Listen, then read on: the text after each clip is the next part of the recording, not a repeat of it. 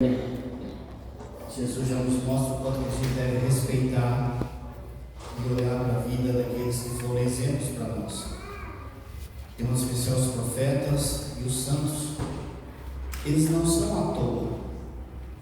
Eles não são um enfeite na igreja. Infelizmente, uns tempos para cá, caiu um desuso, uma devoção aos santos, que muita gente trata como se fosse devocionismo. Devocionismo é uma coisa, devoção é outra. Devocionismo é quando a gente exagera ou erra na devoção ao santo. Por exemplo, tratar Santo Antônio como casamenteiro, ficar virando imagem de Santo Antônio para arrumar namorado, arrumar namorada. É devocionismo. A devoção faz com que a gente se santifique. Ela aponta para Jesus. A devoção ao santo, ela não rouba o espaço de Jesus, o centro de Jesus, porque no fundo, todo santo, o grande amor do santo é a pessoa de Jesus. E o santo ele serve justamente para isso, para que a gente olhe para eles e perceba que se eles puderam, eu também posso. Porque tem santo para tudo. Tem santo pedreiro, engenheiro, dentista, advogado, médico, dona de casa, bonito, bonita, feio. Tá vendo? Você tem chance ainda. Eu falo só um drogo, não é? Padroeiro dos feios. Então, tem espaço para todos. De forma que quando você vê os padres aqui da paróquia valorizando a devoção aos santos e explicando a vida dos santos, é para que a gente olhe para eles, valorize a vida deles e não trate com desprezo, como trataram os fariseus, os profetas. Você viu que eles de alguma forma vão nos julgar. Você viu Jesus falando, porque de alguma forma eles deram um caminho, eles mostraram um caminho. Cada santo, o padre falava essa semana,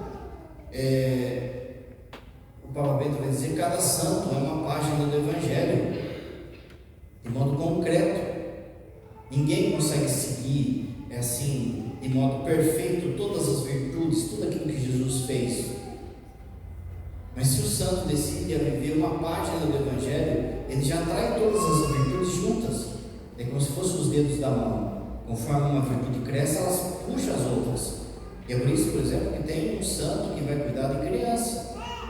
Dom Bosco, por exemplo, ele vai viver aquela página do Evangelho. Deixar vir a mim todas as crianças. É por isso que vai ter santos que vão cuidar dos pobres. Quantos santos cuidaram dos pobres? São Vicente, São Francisco, Maria Teresa de Calcutá. Outros vão cuidar da sabedoria que vem do alto, como São Agostinho, São Tomás. Então, de forma que todos mostram um caminho de santidade.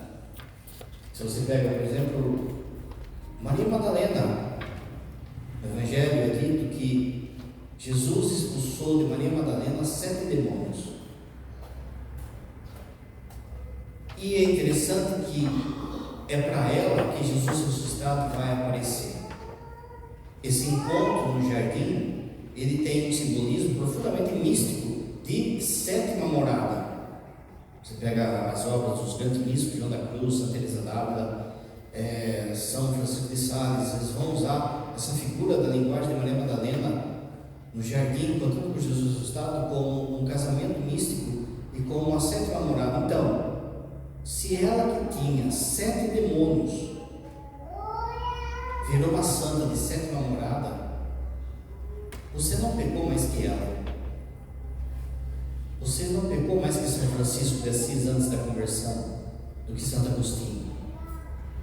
Cada santo é um convite, então, a vivermos e testemunharmos o sangue deles e o sangue de Cristo. No dia do juízo, eles vão se apresentar e vão mostrar a vida.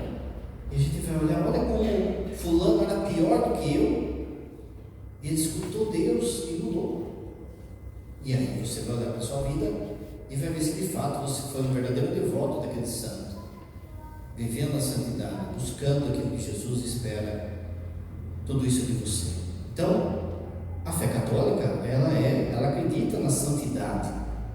De novo, existe também, dentro da igreja, infelizmente, heresias que têm falado que, não, a santidade, gente, se não pregar santidade, serve para quê?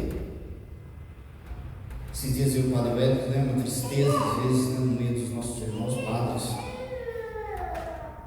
A gente escutou de um padre que, mas não é o meu carisma pregar santidade.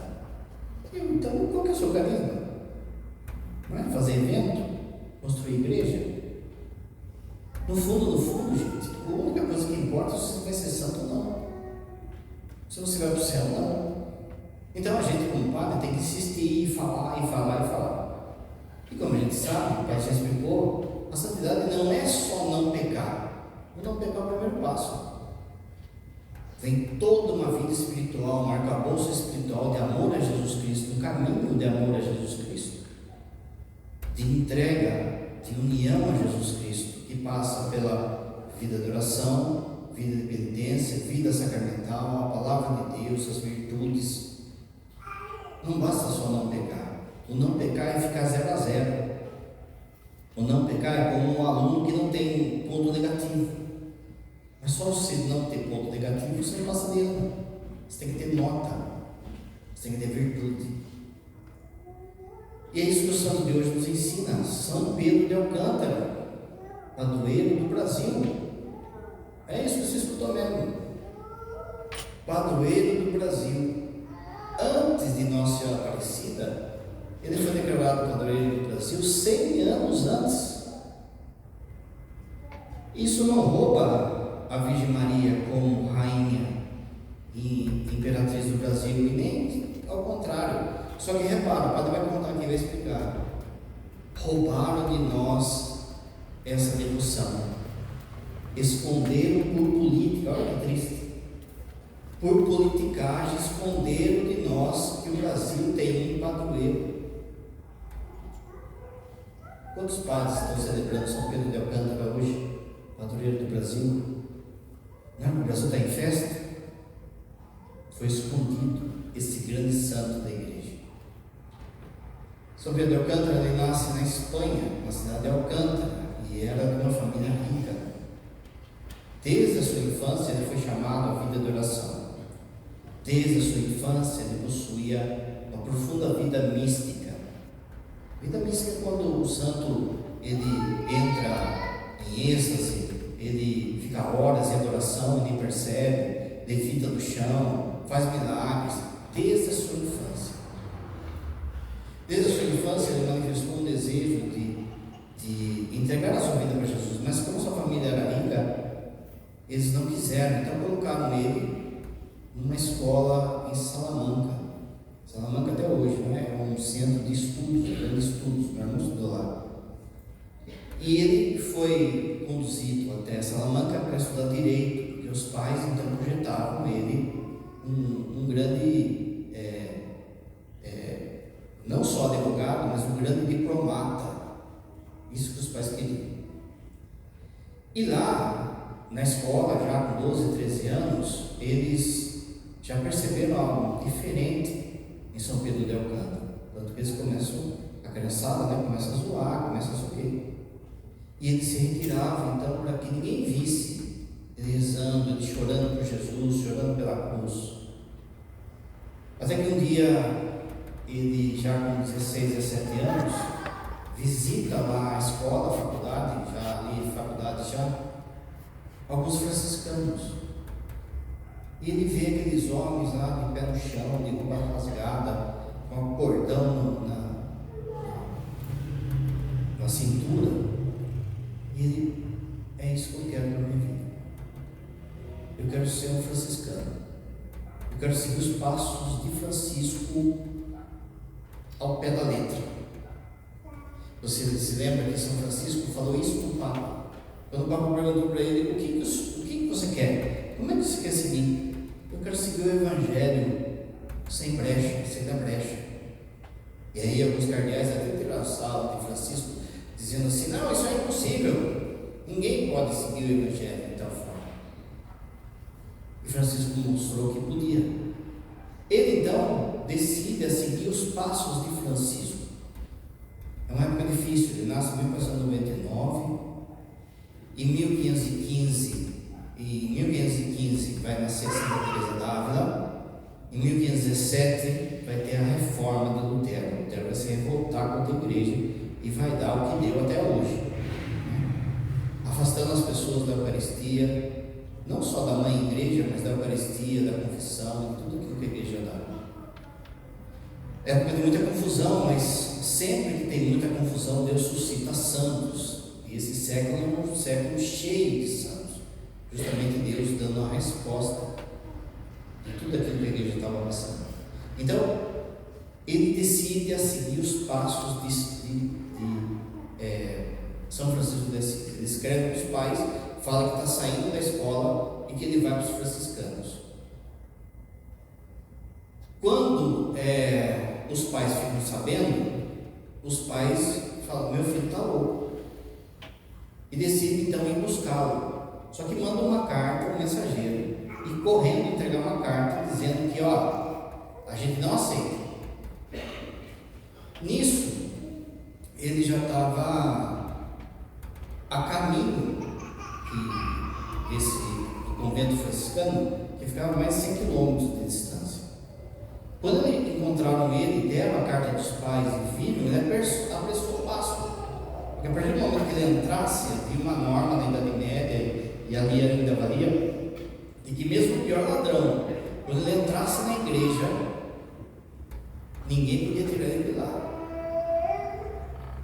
A polícia só poderia prendê-lo, um ladrão, quando ele saísse da igreja. Então, muitas vezes, a igreja acolhia essa pessoa, e essa pessoa daí vivia a viver de jardim, viver ali de uma vida de penitência. Tem isso, a gente encontra isso no livro Os Miseráveis, a gente encontra isso também na vida de Santa Maria Goretti, que é a pessoa que violenta a Maria Goretti, ele vai ser acolhido numa casa e vai viver ali uma reclusão. Então ele pensa: eu tenho que apressar um passo para chegar antes que meus pais cheguem. Só que caiu uma chuva muito forte. E ali, para chegar no convento, tem que atravessar um rio, e o rio transbordou. Quando ele chega na beira do rio, os seus pais vêm com tudo para pegá-lo. E ele fez o sinal da cruz e atravessou andando sobre as águas. Esse foi o primeiro milagre de São Pedro de Alcântara que as pessoas viram. São Pedro de Alcântara, ele vai entrar então nesse convento. A ideia dele não é ser padre, ele não se achava digno. E ele era um homem de novo, de profunda oração, de muita oração. E isso vai aumentando conforme ele vai tendo maturidade da vida de santidade e de muita penitência. Se a gente pudesse, aliás, São Pedro de Alcântara, ele é padroeiro do Brasil, padroeiro de quem faz penitência e padroeiro de quem passa a noite em adoração. O tanto que ele quis viver essa intimidade com Jesus. Ali então, já no mosteiro dos franciscanos, ele foi porteiro, foi cozinheiro, foi sacristão, mas a turma sempre via ele rezando, sempre rezando. E quando ele rezava, então, por conta também das grandes penitências, daqui a pouco o padre vai falar da penitência. Conforme ele fazia essas grandes penitências e essa vida de oração, essa união, ele tinha fenômenos místicos na frente da comunidade. Por exemplo, levantava no chão, tinha odor de santidade, todas aquelas coisas. Sexta-feira Santa, esses dias santos, sofria muito. Só que, como todo santo, ele não quer mostrar isso. Ele não quer virar uma atração de estilo. Padre Pio, Santa Teresa, João da Cruz, todos os santos são assim. João Paulo II. Então ele começou a se esconder atrás do órgão e fazer as suas orações ali, a sua ação de graça ali. Mas não tinha jeito, as pessoas acabavam vendo esse grande místico que ele era, a grande santidade que ele era. de forma que o convento ali ficou pequeno para ele. Havia muita gente que começou a se aproximar, e vai acontecer o que vai acontecer com Santa Teresa d'Ávila, virou atração de circo. Então ele, falando com o seu superior, ele decide a sair do convento e viver uma vida de caminhada, de ir aonde Deus mandar. Aqui, gente, tem uma coisa do tanto que foi o impacto de São Pedro de Alcântara, que o padre sempre fala, né? Um santo impacta o seu redor, um santo muda o seu entorno. Nenhum santo acaba sendo santo sozinho, sempre atrai uma turminha, sempre vai vir no outro, porque aquilo que a gente falava ontem, não é? A beleza de Cristo, ela atrai. E olha, no final da vida, com as suas orações, com a sua penitência, 22 dirigidos de São Pedro de Alcântara se tornaram santos. Não é que 22 pessoas se converteram. 22 dirigidos de São Pedro de Alcântara se tornaram santos, entre eles São Francisco Borja, São João d'Ávila, Santa Teresa d'Ávila, daqui a pouco o padre vai falar, e João da Cruz. 22 pessoas se tornaram santas, esculpidas por esse homem. Ele sai então e vai vagando nos lugares. Santa Teresa d'Ávila escreve no livro da vida, em que depois daquilo que ela chama de conversão, né, porque sempre foi convertida, só que ela diz que a grande conversão dela se deu com os 40 anos, quando ela passa diante de um Jesus flagelado e aquilo rasga o coração dela. Mas o diretor espiritual dela fala que ela nunca tinha feito um pecado grave antes, já era convertida, e que Deus aí chamou a coisas maiores. E quando então ela é chamada a essas coisas maiores, ela diz que ela não encontrava padre para falar com ela, para orientar ela. Por muitas vezes, olha, isso é uma correção para o nosso padre, né? Vou começar por mim. Por muitas vezes ela chama os padres da sua época de frouxo. Muito padre frouxo que eu encontrei na minha vida. E ela brincando falava assim: o padre tem que ser homem, daqueles que gospe 5 metros contra o vento, sabe? Aqueles que não come o mel, mastiga a abelha. Nem vou falar nada do que a gente virou isso com o padre, um bando de moleque mimado. Enfim, não vou falar mais, eu não vou me enrolar. Santa Teresa d'Ávila reclama que não tem, então, um diretor espiritual, alguém que a forme. Mas é que aparece esse homem na vida dela, que depois também vai se formar João da Cruz. Depois que São Pedro de Alcântara vai para outra missão, é João da Cruz, bem mais jovem que Santa Teresa d'Ávila, que vai ser o formador dela. Ela é impactada com a vida desse homem de penitência e de desejo de reforma, porque os franciscanos também estavam zoados. E São Pedro de Alcântara vai reformar a ordem franciscana. E isso vai atiçar o coração de Teresa também para reformar o Carmelo, junto com João da Cruz. E a intimidade dos dois era tamanha de vida de oração, que depois que ele falece, ele ainda aparecia para ela do céu, ele vinha do céu e ainda orientava. Por várias vezes foi visto Santa Teresa conversando com São Pedro de Alcântara. Vocês estão entendendo o tamanho do santo que estão dentro da gente?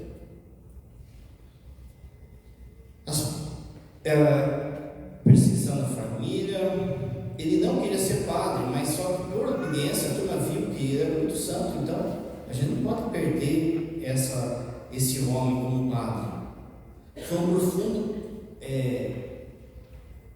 confessor.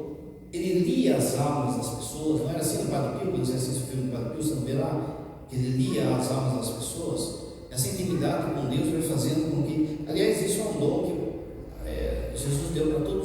fato, sabe?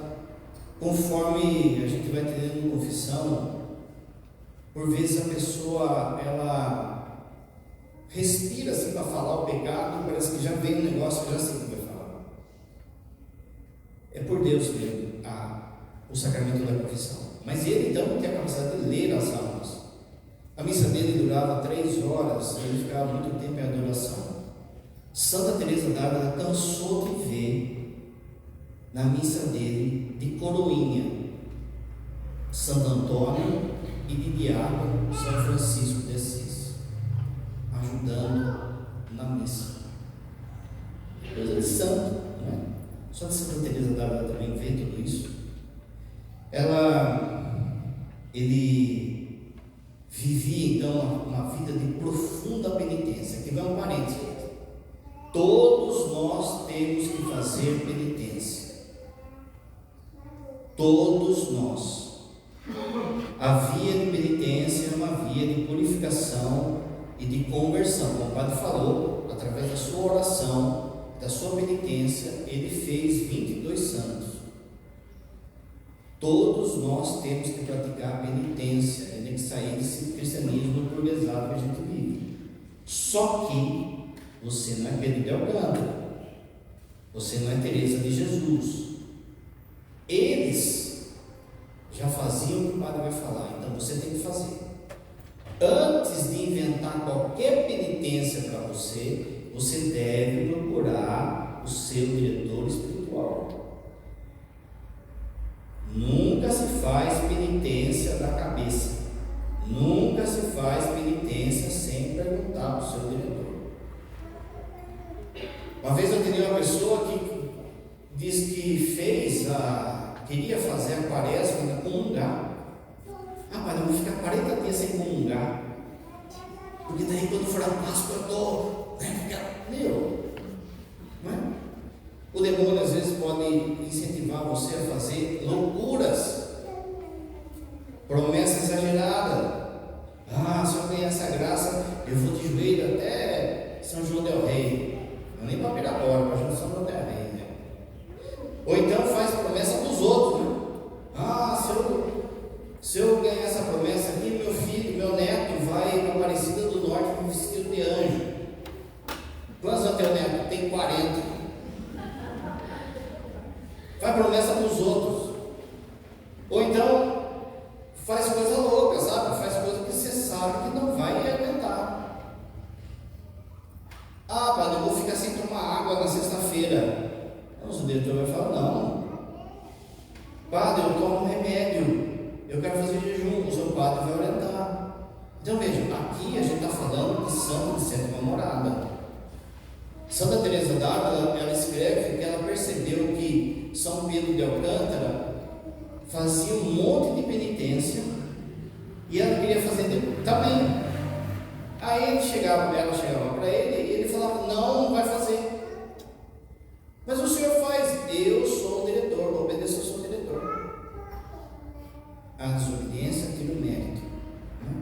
Tem tanta coisa para contar aqui da obediência de Santa Teresa em relação a isso, mas hoje é São Pedro de Alcântara. De forma que quando você vai fazer penitência, todos nós temos que fazer penitência, você deve perguntar para o seu diretor. Eu estou pensando em fazer isso. Seu diretor lhe conhece mais ou menos seus pecados, a sua alma, vai falar, faça, não faça, faz assim, mude e tal coisa. O que ele fazia de penitência? Olha só, ele, primeiro assim, muita oração, como o padre falou, 3 horas de missa, 6 horas de oração pessoal. Ele dormia 1h30 só. Dormia sentado ou numa pedra que ele levava junto de travesseiro. Deitava no chão, na tábua, no relento. E aqui, gente, olha só como o santo é, né? Ele dizia, sabe por que ele fazia 1h30 só de sono? Não é simplesmente para sofrer, mas ele dizia assim que o sono fazia com que ele saísse da presença de Jesus, porque durante o dia ele está lúcido, Então ele estava o dia inteiro pensando em Jesus. Agora, quando você dorme, o seu sono, não é? E ele queria, é coisa de santo, né? Mas veja, o processo de entrega de São Pedro de Alcântara, comia de 3 em 3 dias e ainda colocava cinza na comida para tirar o gosto. Né? A gente vive reclamando da comida, que está sem tempero, não sei o que, blá blá blá. O bichão temperava com cinza. Quando era tentado na carne, na questão sexual, ele deitava no gelo, dormia no gelo. De novo, às vezes a pessoa, por exemplo, ela quer tirar um pecado que está enraizado nela desde a infância, vamos supor, a masturbação, o álcool, falar mal do outro. Gente, ele não sai com varinha mágica.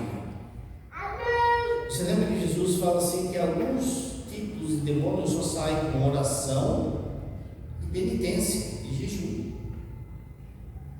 Você que percebe alguns pecados de estimação, talvez você tenha rezado, tenha pedido, mas está faltando uma perna nisso. Essa perna é a via de penitência. Então, por exemplo, você pode chegar para o seu diretor e falar assim: padre, eu estou pensando em, sei lá, toda sexta-feira tomar banho gelado. Estou pensando em comer algo que eu não gosto. Estou pensando em, sei lá, em dias de frio eu ir sem blusa, tudo orientado pelo padre de novo. Mas você tem que achar um meio de oferecimento a Jesus também, para tirar isso, para arrancar. Não tem varinha mágica. Às vezes as pessoas chegam na confissão e acham que o fato só de confessar, ou confissão, é perder os pecados, mas ainda falta tirar o resquício do pecado em nós. E às vezes a gente fica então enxugando gelo. Por quê? Por isso o padre fala que às vezes a gente tem pecado de estimação, enxugando gelo. Por quê? Porque às vezes a gente fica lutando contra a consequência e não vai na raiz. E a raiz, para arrancar a raiz, precisa de força, oração, penitência. Então não é simplesmente um sofrer pelo sofrer, vou fazer, porque aliás, veja, se tem uma coisa que pode dar muito orgulho numa pessoa, orgulho espiritual numa pessoa, é penitência sem orientação. Um santo sempre faz penitência, mas nem todo aquele que faz penitência é santo. De novo, se ele não for cuidado, se ele não for acompanhado, ele vira um soberbo espiritual. Mas de novo, também você tem que fazer penitência. E aí entra o básico, né? Daquilo que a igreja pede, de sexta-feira não comer carne. Se comer carne, faz uma outra penitência, vem na missa, faz algo pelos pobres. Quem quiser faz na quarta-feira, jejum, não precisa fazer loucura. O padre não vai falar aqui, mas por exemplo, pode fazer das 8 às 18. Não precisa ficar sem comer também. Faz aquilo que você come pela metade. Sexta-feira eu vou fazer jejum. Talvez eu passe mal, talvez eu trabalhe em serviço pesado. Então, aquilo que eu como, eu vou comer pela metade. Quantos filhos você come cedo? 6. Vai comer 1,5. No almoço come aquela baratada de pedreiro? Não, vai comer uma patrada de servente. E nos intervalos não come nada de bolachinha, de biscoitinho, de chocolate, já é penitência. Vai um dia de a pé para o trabalho, invente coisas, vai fazendo e vai oferecendo pela conversão sua e das pessoas que você ama. Ele reformou os franciscanos, como o padre falou, ele escreve uma nova regra, e uma regra austera, como o padre disse no início, ele queria seguir a risca São Francisco de Assis. Então ele vê que os franciscanos também, como os carmelitas também, estavam meio relaxados, e aí ele traz de volta a coisa para observância, uma restrita observância que fala. e uma luta tremenda com o demônio. Esse caminho de morada que o padre fala, de 7ª morada, chega lá pela 4ª, 5ª morada, que começa uma luta pelo demônio, uma luta contra o demônio. Depois da 6ª morada, aí o demônio nem tenta mais, porque já viu que não dá. Na 6ª e 7ª morada, daí já é um caminho de união com Deus. Mas na 4ª e 5ª morada é um caminho de luta, de silêncio de Deus, é que a gente chama de noite escura, né? Então aí a pessoa apanha do diabo, a pessoa sofre às vezes obsessão na casa, às vezes sinais na casa que o demônio vem. E uma das coisas que acontecia muito, além dele apanhar, João Bosco foi isso, Padre Pio foi isso, Santa Teresa d'Ávila. Mas uma das coisas que acontecia muito é que o demônio fazia chover pedra nele. Ele saía para evangelizar, começava a chover pedra para que ele não fosse. Ele chegava num lugar, às vezes, todo machucado, todo cortado. Os monges, por vezes, lá no convento, também, onde ele ficava, vinham querer ajudar ele, mas não aguentavam de medo, iam embora. Quando uma pessoa passa por essa 4ª e 5ª morada, que é noite escura, que é sofrimento, que é essa perdição do demônio, Deus lhe distancia, aí ele entra numa 6ª morada e depois 7ª morada, que daí são moradas assim de profunda intimidade com Deus. Aconteceu então que um parente dele era da coroa portuguesa. E esse parente dele viu que Portugal estava uma zoeira. E isso vinha de cima. Eu tenho um primo padre, vou chamar ele. E aí ele então foi até a coroa de Portugal e a turma começou a se converter. Como o padre falou, são todos santos um pacto seu em torno. São 22 santos que saíram da mão desse homem. A coroa portuguesa começou a se converter. Havia o imperador de Portugal, então João III, que vai ficar profundamente impactado com a vida de Pedro de Alcântara. Depois ele morre, mas depois que ele falece, essa devoção a Pedro de Alcântara permanece na coroa portuguesa. Logo ele se torna santo, declarado santo, e a coroa portuguesa então ela obtém uma profunda devoção a esse santo, tanto que Dom João VI colocou o nome do seu filho, que vai ser o primeiro imperador do Brasil, de Pedro de Alcântara, tanto que o segundo imperador do Brasil foi Pedro de Alcântara II, aquele monte de nome que tinha lá, mas Pedro de Alcântara. Dom João VI, então, pediu para o Papa fazer, quando Dom João VI vem, ele mora aqui e dá-se todo o processo começa o processo de independência, como você sabe. Ele pediu para o Papa, então, de fazer de São Pedro de Alcântara a padroeira do Brasil. E o Papa concedeu em 1820, ou seja, 100 anos antes de ser proclamado a Virgem Maria como padroeira do Brasil. Mas é interessante que a providência de Deus fez com que a festa de Pedro de Alcântara, ela é dentro da 8ª de Páscoa, ou seja, é até 8 dias depois do dia de Nossa Senhora Aparecida, como que fecha a semana de Nossa Senhora Aparecida. Nada é à toa em Deus, né? Por que esconderam essa devoção? Porque quando teve a proclamação da República, nada podia lembrar a monarquia. Então, incentivar a devoção a São Pedro de Alcântara seria incentivar a lembrança de Dom Pedro I, de Dom Pedro II, que tinham esses nomes. E outro que fizeram então, por política, esconderam esse santo nosso. Só que assim, o pai tem falado do Brasil, da questão política do Brasil, que o que vai resolver esse país não é entrar fulano, ciclano, mas é esse povo se santificar, esse povo viver a sua vocação. Esse Brasil está do jeito que está porque a gente não está vivendo a nossa vocação. Se você olha o Brasil, você fala assim, não tem mais jeito. É, mãe? O jeito é de São Pedro de Alcântara. Dá para mudar. Muita oração. Aqui eu estou falando muita oração, como São Pedro de Alcântara fez, e muita penitência. Dá para mudar. A sua família, dá para mudar. Muita oração e muita penitência, dá para mudar. Veja, você não tem como missão fazer 22 pessoas santas.